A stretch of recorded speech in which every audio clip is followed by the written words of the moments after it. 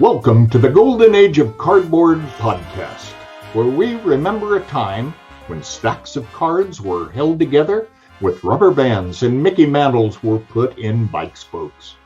We hope you will enjoy and reminisce as you come along with us as we tell stories about the baseball cards from the Golden Age of Baseball. We will examine the state of the vintage baseball card market and talk to some of the greatest collectors in the hobby. You won't be hearing us talk about any chrome or shiny cards here. Now, to take you on this retrospective journey, here's your host, direct from the shallow end of the gene pool, my son, Mike Moynihan. Yo, and hello everybody, Mike here, and welcome to another episode of the Golden Age of Cardboard podcast. Another week has gone by. We're getting through February here. 2022 is just rolling along, and before you know it, we'll be at the National and so much. I mean, if only they could figure out the baseball issues and get baseball rolling. It's really pissing me off. I'm just going to be honest. It just doesn't make any sense to me. Both sides have issues, and it just figure it out, guys. Let's go. Come on. We want some baseball this year. I'm really excited about the upcoming season. Although my Rangers will be terrible, I don't care. I'm ready to see some baseball. And this should be a time of excitement with pitchers and catchers reporting and all that. And all we're doing is reading about billionaires fighting with millionaires. And it gets old really quick. And I think baseball, whether they realize it or not, they are slitting their own throat. And that's just a shame to see. But we're not here to talk about modern baseball. We're here to talk about vintage baseball. This is a vintage baseball card podcast. I think it's the number one vintage baseball card podcast because I don't know of any others. So I guess I'm just number one by default. But if you're listening on a podcast, please go down below and write a review for the show. I would love to see what people think and would love that feedback, and give the show a review, give it a 5 stars or whatever it is you do, wherever you're listening. Would appreciate that. If you're on YouTube, always, as we go through this, appreciate the comments. Always welcome. Yeah. So today's episode is just going to be kind of an episode just talking about why vintage is so awesome and what I love about it. And my guest today is a gentleman that I met in person. I've known about him for a number of years. It's James. His YouTube channel is Elite Hunters. I've known about him for a number of years, and James and I got to meet at a Dallas card show, actually at an event put on by Dr. Jim Beckett, and for content creators, and we got to meet there. And then I had James over to my house, and we just hung out. I'll let him tell that story, but let me get him on here, and we'll start talking about why vintage is awesome. James, what's up, man? Welcome to the show. Hey, how you doing, Mike? Thank you for having me. Do we have a delay? Oh, there we go. Oh, okay. It hung up there for a second. So. Oh no, thank you for having man? me, Mike. I'm good. I'm excited. We're talking about my favorite area of collecting, which is vintage, and I'm excited. Let's do this. Well, I have to tell you, when I found your channel on YouTube a number of years ago, I was so impressed with your collection and your knowledge of vintage, and just whether it was kind of the golden age that we talk about on this show, pre-war. I mean, your collection's amazing, I got to tell you. Oh, thank you. Thank you. I appreciate it. I just collect what I love, which is basically the history of baseball. I love baseball, and I feel like baseball is nothing without the foundation that it was built on. And the more and more I keep diving into it, the more I keep uncovering and falling more and more in love with it. So when did you start becoming more vintage centric in your collecting? Definitely when I got back in, because I had the means to start picking some of these cards up, but I always knew about it when I was young. It's just a lot of these cards were unaffordable for me. $75 for a card seemed like $500 now, you know. I mean, for a little kid, it's just, no, I'd rather have a ColecoVision or an Atari. Right. Yeah. when did you get back in the hobby? Around 2018, I got back in. I started seeing YouTube videos of people breaking stuff and uncovering autos and relics. And I was so oblivious to how baseball cards evolved because I couldn't stand the junk wax era and how things got out of control with all the different sets and companies. So it turned me off, and I just said, you know what? I'm gonna focus on girls, hanging out, doing me in my 20s. And that was it. I checked out.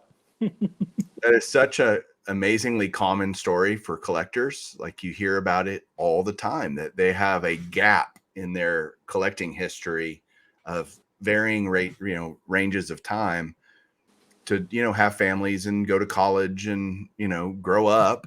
And then you go, man, I kind of miss that part of my life. And you start diving into it.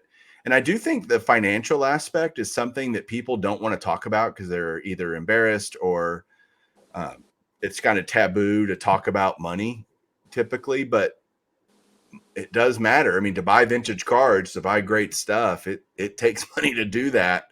And typically you can only do that once you kind of get a little older and you have a little more discretionary income and can start buying the cards. It's not like when we were, and I'll speak for myself. When I was a kid, I always wanted Mantle cards and Ruth and all the, I wanted all that stuff. I just couldn't afford it. Right. So it was never a question of desire. It was a question of means, like you said.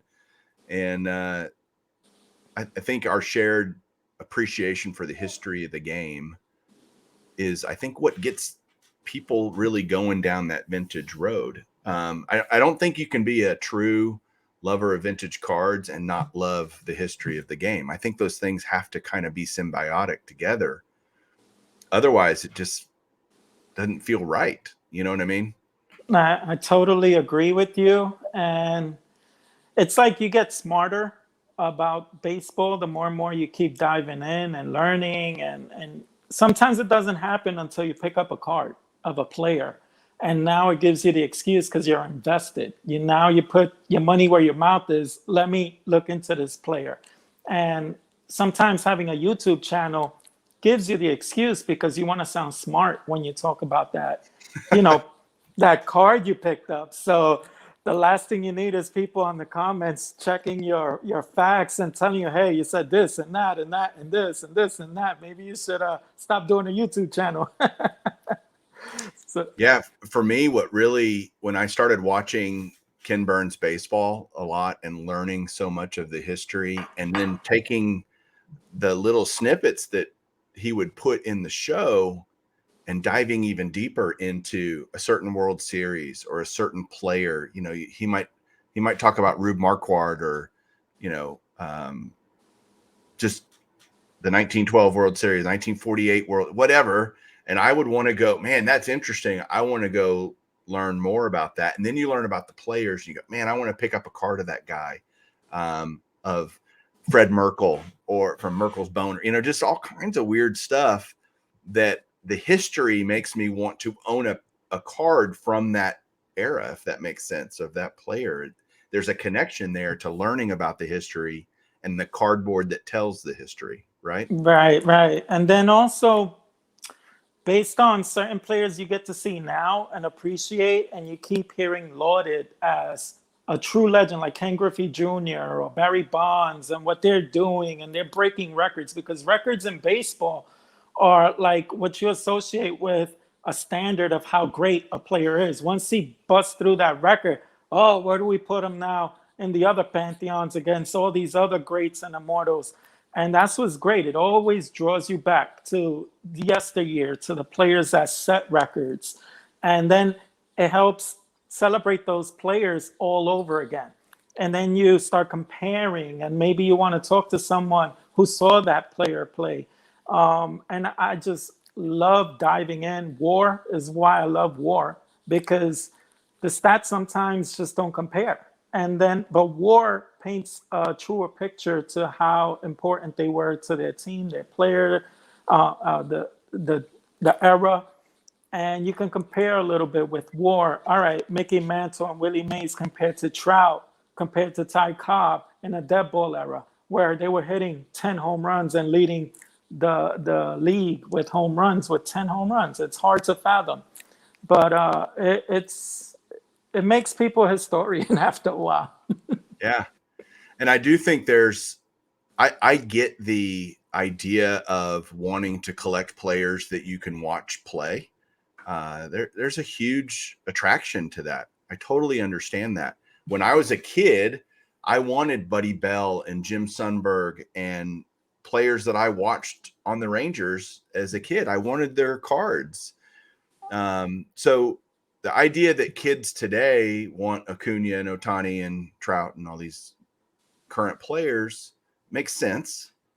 And I think as they get older and learn about the history, if they have that passion for the history of the game, they will start. I think you convert over to, you don't start as a vintage collector. I think you convert to a vintage collector over time, as you age, mature in your hobby and in your likes and dislikes.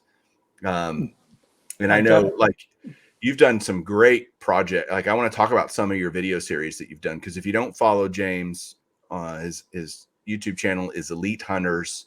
Again, James and I have been friends now for what, a year and a half or so, 2 years. Basically, I've been watching you since I got back in. You're one of the first channels I followed, and I actually thought, yeah, I actually thought, I didn't know how big the card community was and how guarded you can be if you have very valuable cards.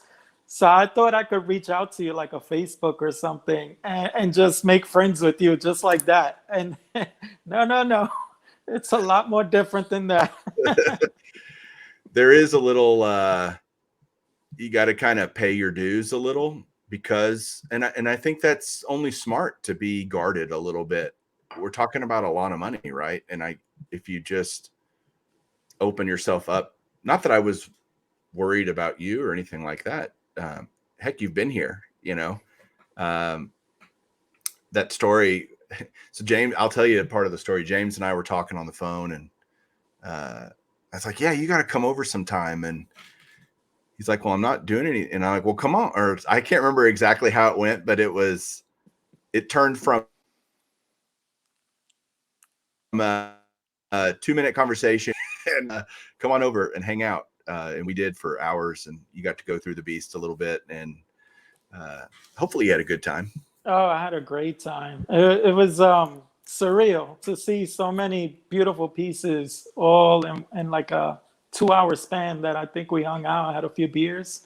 Some of the stuff you pulled out is stuff that I'd be lucky to see at the National, and I'm seeing it in your room. You're just handing me card after card after card. That was a treat. That's the only thing I could say. It was a true treat. Well, it is one of my, I truly believe if you don't share it, what's the point of having it? If you don't share it with other people, and hopefully your passion will come out, and you talk about cards that you have. And I love hearing those stories and stuff. But let me get back to your YouTube channel. Sorry, I digressed a minute. Some projects that you've done that I just truly love is you've done a project where you go get cards of MVP players and from that year.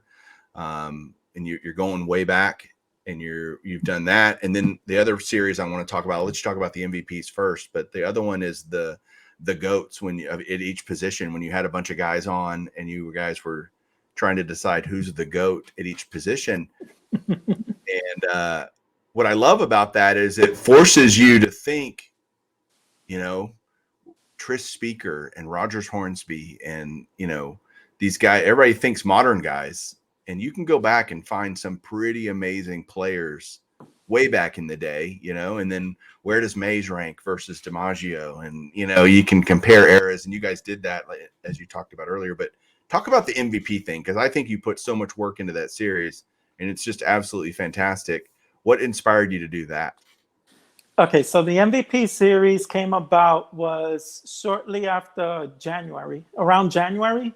Last year, where card prices were going crazy and ballistic. So I don't want to stop collecting just because the hobby dictates prices are out of control. So I just decided to zig when everybody else was zagging. And I said, well, what can I collect that still means something to me? Makes me feel like I want to chase it, and makes me feel pride when I accumulate these cards. And is a little challenge also. I don't want it to be easy where I could just pick them all up and that's it. Right. The MVP cards, when I looked into it, because I prior to that I was in the Triple Crown series, and then I said, well, what other awards can I get into? MVP, Cy Young, blah blah blah, and then I'm like, okay, let me look at the MVP, and I researched it all the way back to like the Chalmers Award, and I was like, well, I don't think I want to take it that far back, but maybe if I do from the 50s on over, I could collect every MVP winner to now. And then I started researching all the players for each league. And I was like, I think I could do this. And not all of them are too expensive, but some are a little challenging. And it's a way where I don't have to spend $500 per card. I could pick some up at 10, 20, $5 and, not throw money at it all at once, and then pick and choose throughout the 50s and 60s some of the nicer raw ones for like $10 that are worth maybe $80 if it grades an 8. And I still have a nice card like of a Bob Gibson. Like whoever won the MVP usually 80% of the time is a name, like a big name. And then at the same time, you get to pick up other players that might not have any spotlight. People don't talk about them. Sort of like Ken Boyer. I just did the 60s, and Ken Boyer was someone that no one talks about. I don't even hear about his name. I pick him up, put him to the side, but when I researched him for this video, I was like, hey, he was pretty good. He was a cleanup hitter. And now I know about Ken Boyer. So it helps me also broaden my scope and my view on the vintage era, the eras of the 60s, the 70s, the 50s, and I have more appreciation for these players. It's cool. It's just a nice way to collect cards and just not that key cards of rookie cards or the expensive cards, which we all want. We all hope to get those grail cards. Sometimes you just can't do it. But does that mean you stop collecting? No. Just find other stuff that might mean something to you. Now, all right, talk about the GOAT idea and what you were thinking with that, who you got involved in that, and I'll be back in 2 seconds. You go ahead and do that. Well, the GOAT idea, it was actually we called it the Mount Rushmore of each position. That's right. So I think it's just through conversation with other YouTubers. I'm friends with Don, Field of Dreams, John, Mangini, Rick, Benejabo Cards. And talking with all of them, George Diamond Yard, Lou Rock, we're always talking about the best of the best. And sometimes we get into these debates, sometimes based on whatever team you root for or whatever. Like you're a big Josh Hamilton fan. Ivan Rodriguez, you might stick up for Ivan Rodriguez deserving to be on the Mount Rushmore. And you might not be wrong. But we would have heated debates sometimes about who should be on that Mount Rushmore. And I think me, George, and Don were like, you know what, we should do a video on this. And then I was thinking to myself, what should I do? Like on bits and pieces? Like I would love to have you guys on. And eventually we just said, let's do it. And John, with how great a collection he has, John Mangini, he was the fourth. Once we got the fourth, it was like, let's do this. And then we had to like pick out who's going to illustrate who.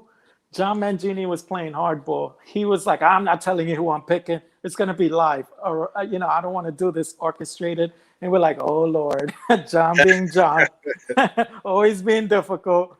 But he just likes to follow, his own, he's a trailblazer per se. Yeah. And, but it was cool, kept us on our toes. And the discussions for like a month, we would discuss maybe 10 possible names, which was so cool to have these discussions. And even to the last minute, I had Jeter as my immortal, and eventually I had to go with Cal Ripken. And George was like, yes, we got Cal Ripken in there because he thinks I was crazy. Just, my fan base, I was picking Jeter, but I eventually had to come to my senses and elect Cal Ripken for shortstop amongst one of the four. But I just love celebrating the history, the players, shedding light on players for their accomplishments. It's not easy having a long career of like 20 years or 10 years and being one of the best of the best. And then for all of us to have some of these players in our collections, like you said, it's good to share them with people. It's good to show them off every now and then. What else are they going to do? Like on a rainy day, we look at them for ourselves? No, let's look for excuses to share them. And I thought a Mount Rushmore was a nice way and a debatable topic because it's only four. That's it. At each position, cool. right? You did position by position. Yes. Were there any players through that process that you kind of maybe had overlooked in your mind and went, wow, I need to go get some cards of this guy because he was truly one of the Mount Rushmore players of that position? Wow. Well, there aren't any that I could say. I just wish I would have gotten maybe a few more Ted. I don't have any Ted Williams playing day cards. So once the pandemic hit, that was one of my regrets, that I never picked up some of these players, but no one knew the pandemic was going to come and throw the hobby upside down. There were a lot of these cards that I said, I'll get to them later. I'll eventually pick him up. And Ted Williams is one that, oh man, he's getting more challenging to pick up the more that time passes. There's other players like Hank Greenberg. I wish I had a few more, but with B. Roth and the chosen roster, you can't get any of these players because they snatch them all up. Let me ask you this. Let's take Ted Williams, for example. If there's people out there listening or watching that, I'd like to add some Ted Williams. What are some cards through your research that you say, these are a couple of the Ted Williams cards that I think are gettable, desirable? What do you like for Ted's run? Well, I'm actually trying to pick up maybe a 51 Bowman. His Bowman cards, the 50 and the 51, are relatively affordable given what his other cards are going for. The problem with Ted Williams is he has a gap in the 40s where, because of the war, cards just weren't getting produced. And there's a lot of players during that time frame that you just can't find their cards. So they go whether unappreciated or you just can't find them. So I would say if you stick to the 50s with the tops 54 or any other of his cards, not the 54 Bowman, that one's just crazy. But if you could find the 51 tops, 50 tops, 54 tops, you'll be fine. That's a nice looking card, and it's not going to break the bank. I was shooting for the 48 Leaf, but I don't think I could pick that one up anymore. And for what player are you talking about? Ted Williams. Ted Williams doesn't have a 51 top. She said 51. You meant Bowman. 51 Bowman. Yeah. 50 Bowman. The 54 tops. He has two of them. Right. And then his 48 Leaf is one that I wanted, but I don't think I could get it anymore. It's in the 4-figure range, and I could get it, but these are decision cards when you have to go into the 4-figure range. It's like, do I really need it? Like, how many times am I going to keep throwing money at cards after a while? I believe Mike has a really nice one here. You mean that one? Oh, man. Why are you going to rub it in my face, Mike? I'm showing a 48 Leaf Williams that I got relatively recently. I think at one of the recent Dallas card shows.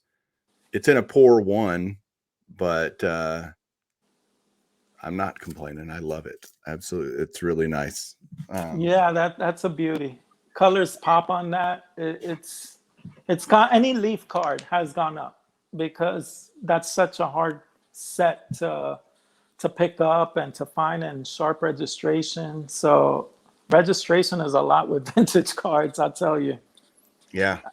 That's the other thing I actually love about vintage. Since the topic is why vintage is awesome, and it's because there's so much that goes into the eye appeal of a card. A modern card comes out of a pack, it's pretty much perfect. I mean, it might be a little off center, but the picture quality has improved so much as printing qualities has improved. You just don't have the issues, and they're brand new. They haven't been through, I don't know. I'd love to know the story of all my vintage cards and how many hands literally they've been through, how many wallets they might have been in, or bike spokes they ran on. Point being, every vintage card is truly unique, and there is so much to consider if you're going to add a vintage card to your collect. Is that the one for your collection? Is it registration? Is it corners? Is it centering? Is it color quality? Is there damage? Is it missing, what's the word I'm looking for? Some of the cards missing. I just went blank. Does it have a corner chopped off of it or whatever? There's so much that goes into it. To me, that's the fun part, right? It's assessing each card uniquely in its own little world of, okay, is this the one? Is it? And then you have to deal with price, and is it priced right, and yada yada. That makes it so much more than just going and buying a Gem Mint 10-1 Soto rookie. They're all going to look the same, right? I mean, big hairy deal. And not that they're not cool. I have a Gem Mint 10-1 Soto rookie, so I'm not talking about something I don't enjoy too. Vintage just adds a whole nother element of coolness because you're checking all that stuff out, right? Right. I mean, and like what you have there with a Ted Williams, it's okay to have a 1. As long as it's good for you, as you're happy with it. And sometimes there's ones with paper loss that look sharp in the front. Paper loss. That's what I was trying to think of earlier. I couldn't think of paper loss. Paper loss? Yeah. Whoops. Yeah. Okay, go ahead. So sometimes you might have paper loss or a crease somewhere, but it's not ruining the eye appeal of the card. Whereas opposed to with modern cards, and I'm like you, I collect modern cards. I have a lot of modern cards, but it doesn't tickle me as much as vintage cards. And I'll show you one in particular I do have here that I wanted to piggyback off of what you were saying, the history of the card.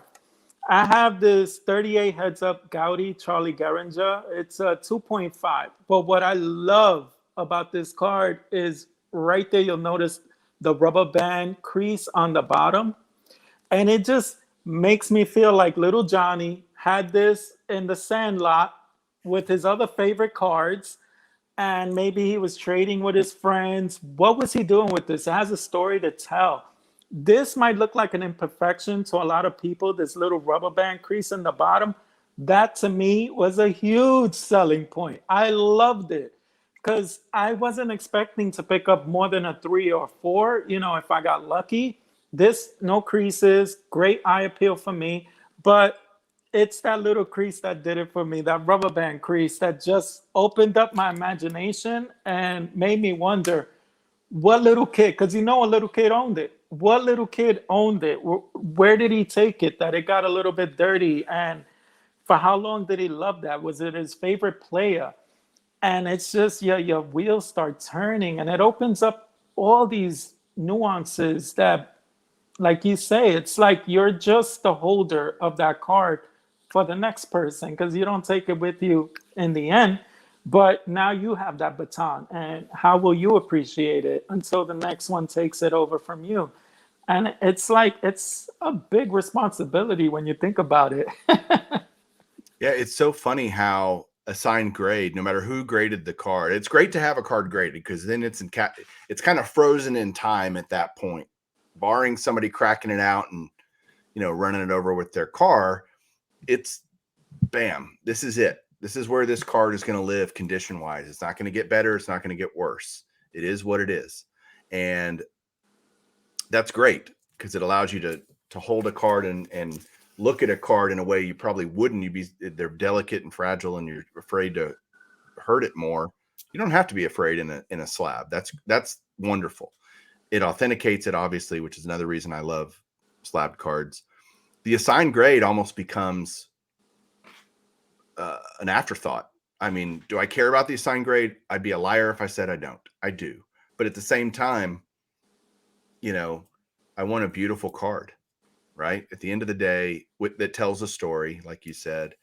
And sometimes that's a 1. And again, That's okay. And then, So go ahead.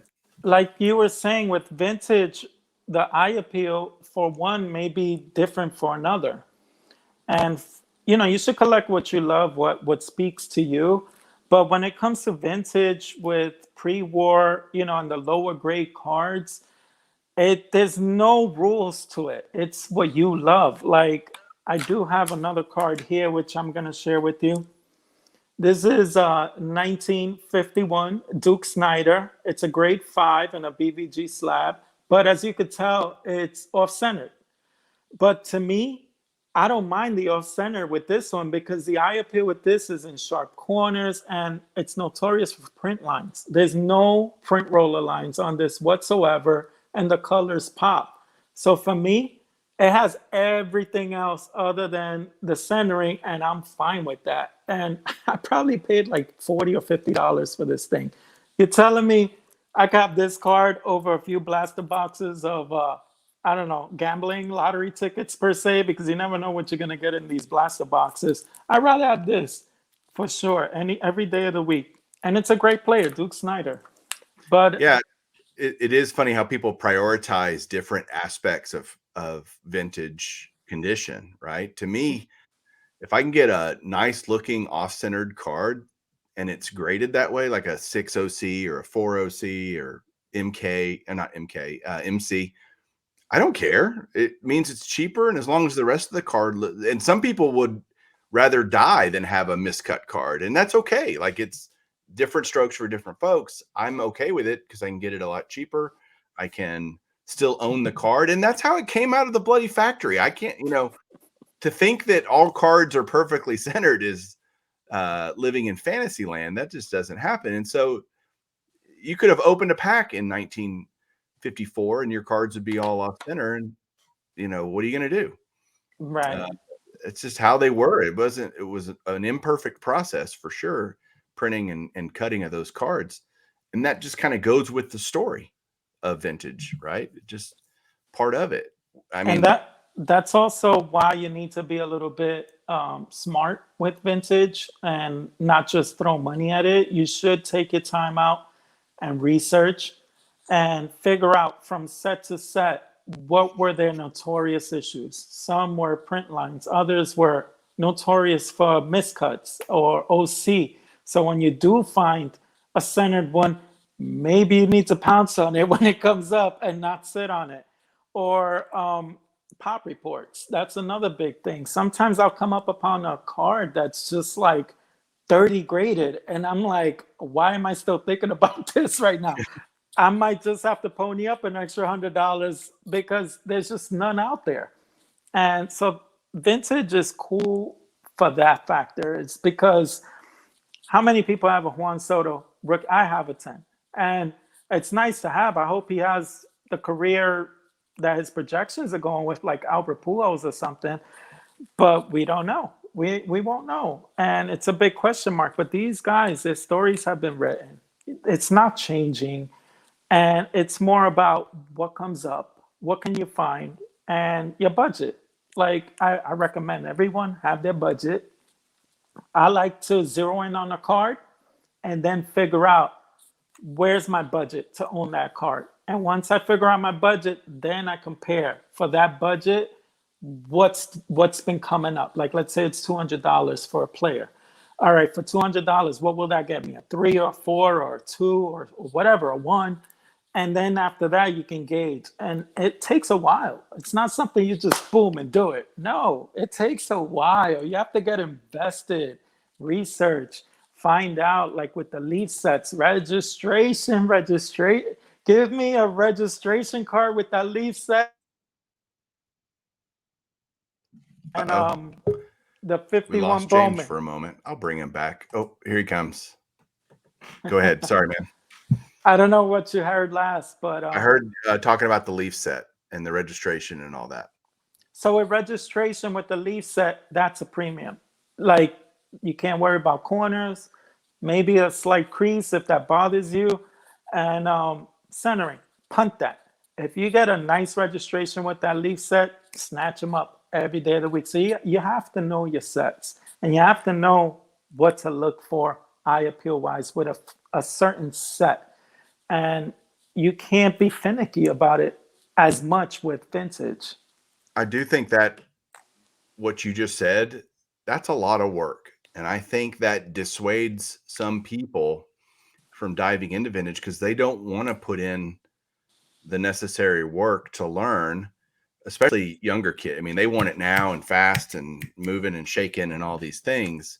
I do think that also comes with age. Your life kind of slows down and you can kind of go, okay, let me really dive into this and learn about the nuances of these different sets and stuff. So, but I think that is for younger kids, maybe a reason they don't go into vintage. And there are younger guys that love vintage, like Ryan Nolan and JT. You know, I know some guys in their early 20s that love vintage too. And they've taken the time to learn, and just not everybody's built that way. And that's okay. It's just that we're telling you the recipe for success in vintage is learning and doing your homework and being patient and not just buying the first one you see, right? And so talk about maybe some other players that you love, some other eras that you love, sets that you love. Well, I love all eras. Sometimes what I do is I try to narrow down what I want to collect, because you can't pick up every key rookie card. It'd be nice, but you'll be broke real fast. And so I narrow down. I try to focus. Like I did the MVPs. Prior to that, I was doing the Triple Crown winners, and that's gotten to a point where, okay, I got only big names to pick up now, so that slowed down a lot. Next, I might consider doing Cy Young winners or Rookie of the Years, or sometimes it's just like Hispanics. I love Hispanics because I'm Latin. I'm of Colombian descent. I was born here in the States, but my parents were born in Colombia, met there, came here, had me and my sister.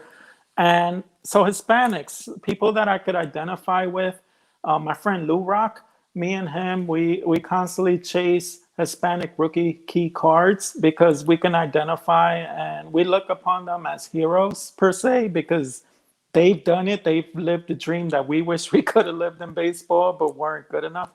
So like Juan Marichal, Roberto Clemente, of course, Orlando Cepeda, Louis Tiant, a number of players. We just try to pick up those type of players because we identify with them. Maybe for Black people, it might be Jackie Robinson, other players like that. But I try to collect Hispanics here and there. I don't set build as much. I find that to be a daunting task. And I don't value the commons like others would. So there's times I could maybe try it.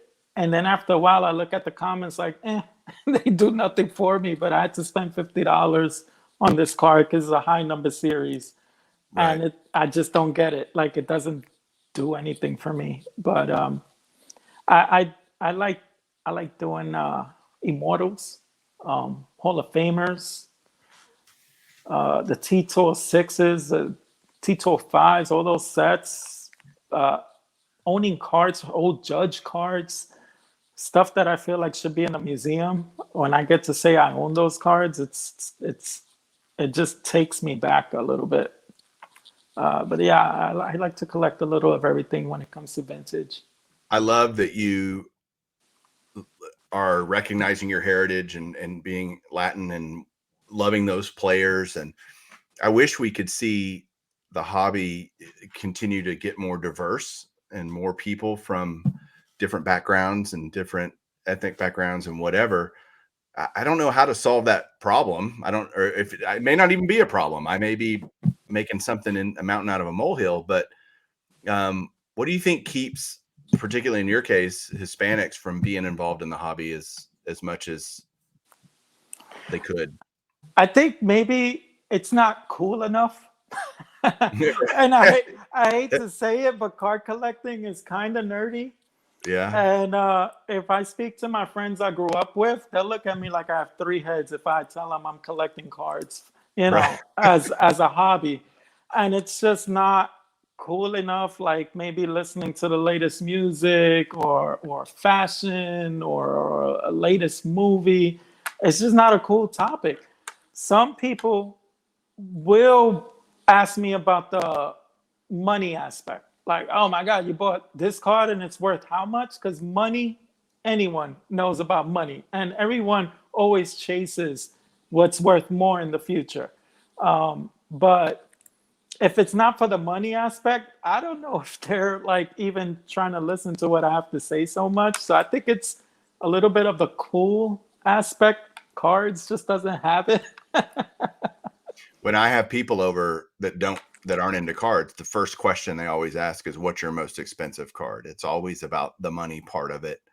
And they don't care if I want to tell them a story about a certain player or why they're significant, or they could care less. They just, man, that's worth XYZ dollars. And I'm like, yeah. And they're like, oh, that's awesome. And it's a sad to me, honestly. I'm like, well, you don't get it. So just get out of here. I don't even need to show it to you. But what kind of, in terms of just the vintage market overall, the last 3-4 years that you've been doing it, 4 years, do you see the vintage market continuing to kind of grow and prosper, or do you see it kind of pulling back a little bit? No, I think it'll always be on a steady incline. Like maybe it has its points where it corrects, but I rarely ever see cards go down like as volatile as modern cards.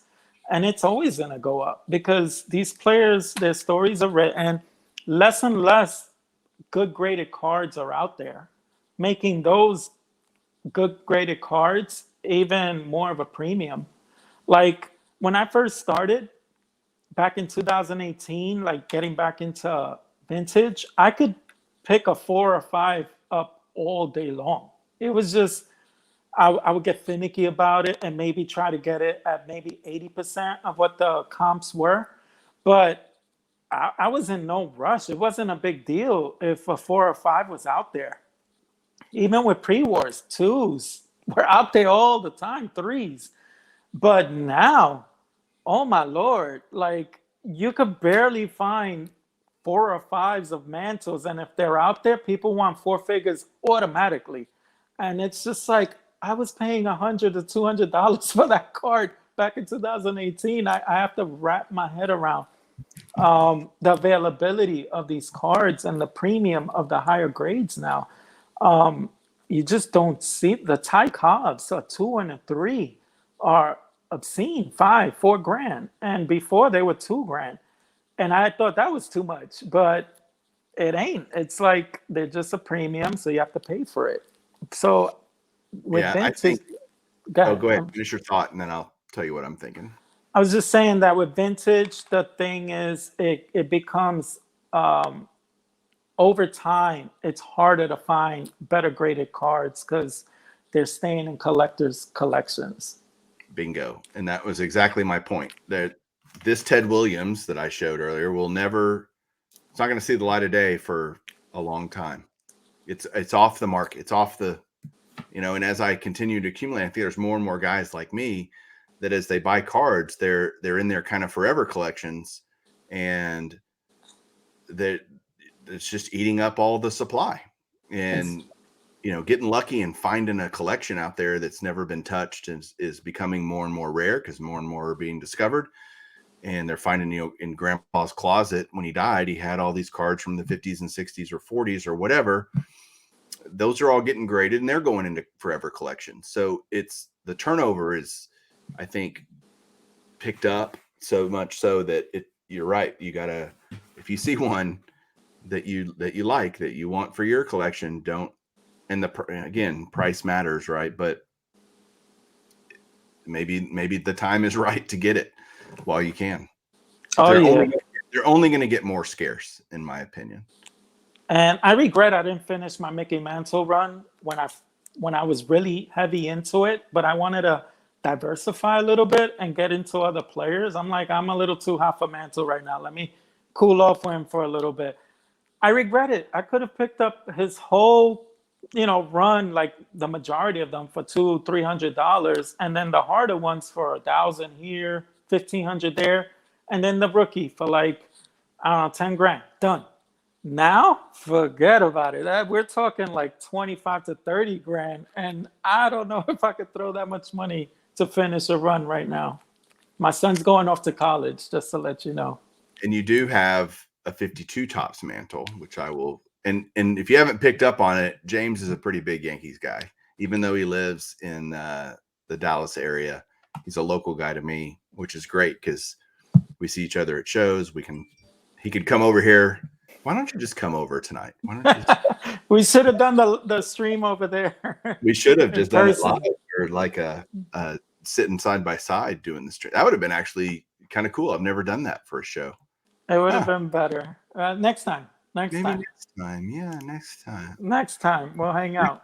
But any final thoughts you want to give? Tell everybody, certainly where they can find you on whatever social media platforms you're on. And I don't get into the whole big social media thing. So I'm archaic when it comes to that.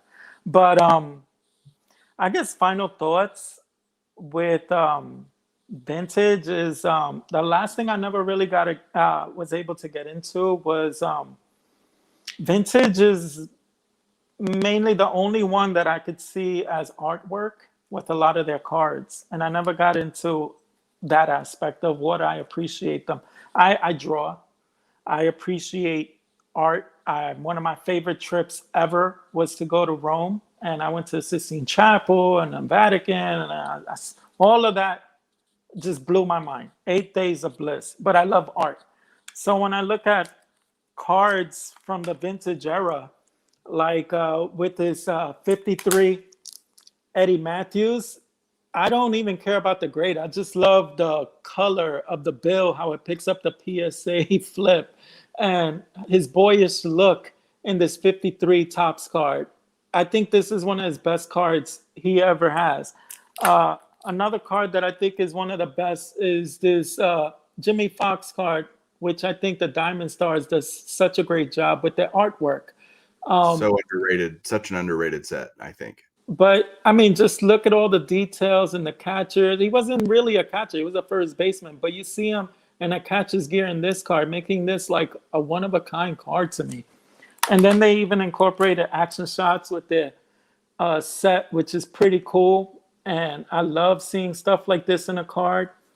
And to get the realism with Lou Gehrig in this card is just stunning beauty to me. And there's a grade 2. It doesn't matter. Look how colorful this is, and it pops. To me, it's just as beautiful as a picture. You go down to the T-Tour 6 is John McGraw looking like he's chilling there. Like that is such a cool shot. And the red popping there. I love cards in the vintage era and pre-war era also because of the artwork.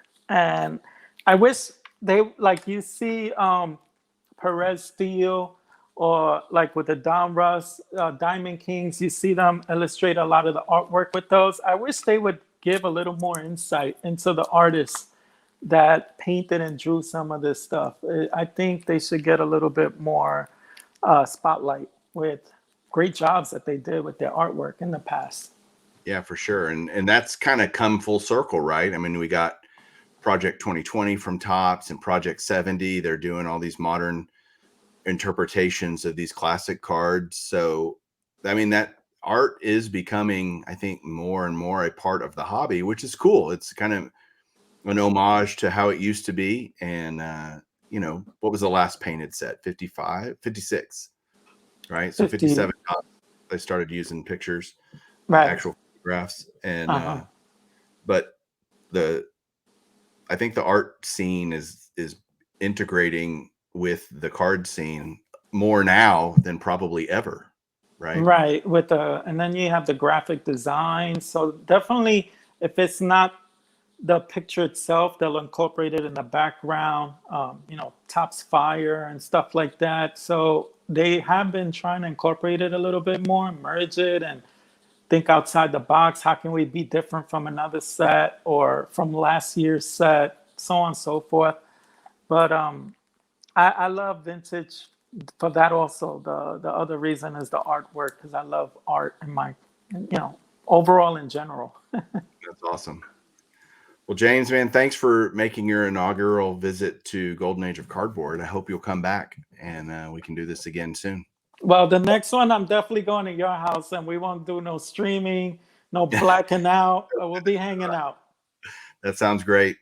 Thanks everybody for watching this week, listening on podcasts. Again, go leave a review. Would love to hear your thoughts. Have a great night. And as always, keep collecting.